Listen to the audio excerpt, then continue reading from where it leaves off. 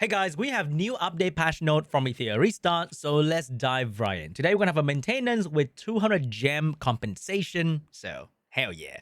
First, new content. Let's not brand new unit as new content. Let's call it what it is, right? New unit. New feature animals including Fuchu and Nahor. So this girl is gonna be a support, speed buff, healing, turn meter boost in one package. Very solid character for that playstyle. And the other guy is gonna be a very aggressive AoE defense down and freeze, and skill 2 can strip. Skill 1 can also defense down. So a very consistent defense down character, very aggressive playstyle. The thing about this game is that they usually release double banner like this, and people feel very stressed out because they don't have enough summon for both character. However, for me personally, I will only go for the one that I really care about, which is going to be the dude. Because I think I can use auto speed buffer. I think Linglo plus Red Kazami is really good for healing and speed buff, so I don't have to care too much about this character. However, AoE defense down as a person who doesn't have a clause, still today, I really like this character, so I will go for Nahor for AoE defense down. This guy's gonna help me build speed team for Nikonana Inferno, for Shadow Flame Hoyan Inferno, and maybe allow me to break into Rengokutsu Inferno, because if this guy outspeed the ads, they cannot silence me, they cannot attack down me, and have defense break set up immediately for my follow-up damage to start hurting the main boss. So I think this guy is going to be a very solid character overall for my own account progression. Whatever you feel like pulling, just go for it. Okay, remember to save your money, because remember, gacha game company is not your friend. They're out here to make the most money out of you, so spend wisely or save wisely. So next up, we're gonna have new limited event that is going to the banner. The banner for these two characters is gonna last 3 weeks, so pretty long duration for a banner now, instead of like the very short duration before. Hopefully that's going to allow people to get more in-game rewards via events and Ember Track and all the good stuff, so you can at least pity one copy of one of the character. If you can pull both, then hey, go for it, man. I think the trend for the game is going to be RGB and then LD, and then RGB and then LD. So the next time a new banner roll around, it's going to be an LD banner. So you don't have to worry about saving pool for the next banner, because the next banner is going to be LD anyway. Next up, we have a new gameplay release. So it's not going to be like an event, but it's now being branded as gameplay. And the gameplay will only last 1 week. So it's more to me like a limited time mode. So when I talk with the dev, they really want to brand these not as events. So that was a mistake before, calling this and Cage Rumble and Infinity Train as event. They are not supposed to be called event.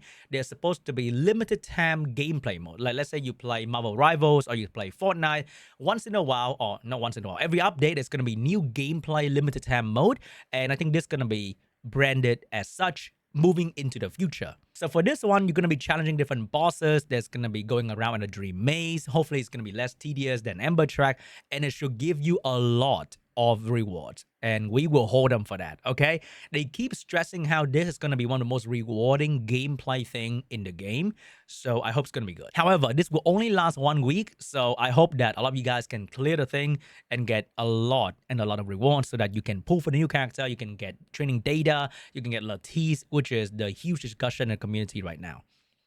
We will also have new Anything Echo stages. I don't really care too much about this. More free stuff, which is great, but I'm taking it very slow in Anything Echo because they are really hard and they're going to be there forever. So I don't want to rush in there, feel stressed out because I can't clear the next one.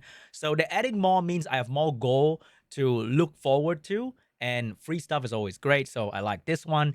We have a new boss phase for Union Battle, because I think even the third one is not really that hard right now for tryhard player. So another phase of Union boss gonna be more reward for the Union player, which is great. I love more free stuff. New event release, Midsummer Fest. Absolutely zero info.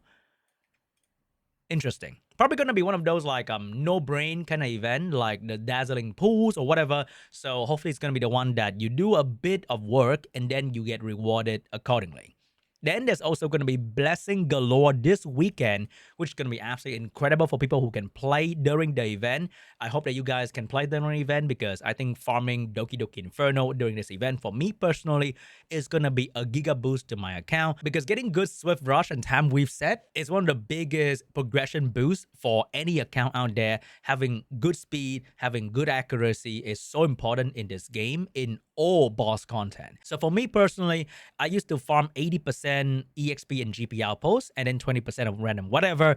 But during this event, this time around, I'll be reducing to maybe 30% EXP and GP outposts because you still have to farm that to prepare for future character and put a lot of effort into Doki Doki Inferno. Esport Carnival event. Ooh, vote for your favorite whale and player in the EWS Global Invitational so you can gain more rewards. So very similar to Champions Code, the current betting event in the game right now, but this time you're betting on real human, like Squid Game. Wish Machine. I don't even know what that is. I'm gonna go into the game right now. Oh, Wish Machine. I've never clicked on this tab to really understand. It's going to be the Chaco Ring skin that nobody really care about. So moving on. United Front adjustment and optimization. Okay, they're making the UI UX better for United Front. That's going to be incredible. I think the most important one is going to be adjustment for reward distribution. Now, victory or defeat rewards are granted to players who have participated in either defending or attacking. So I hope that if you missed out on the United Front battle because you were asleep, aka me, or you have a real job and you take care of your family and you do whatever you have in real life, going to the gym, whatever, go play pickleball. And you can still get a reward if your guild steamroll the other guild. Other than that, a lot of more great improvement overall. I think one thing I really want to add for United Front is going to be guild leader should be able to set defense for the entire guild. So the guild member responsibility is going to be setting up the defense team that they want to set, and then the guild leader will place the defense team wherever they want. So you don't have to sit there and ping everybody on Discord every time and then beg your guild member to please put up a defense team into the tower, because that is just way more work than the guild leader actually doing all of it on his own in like 15 minutes.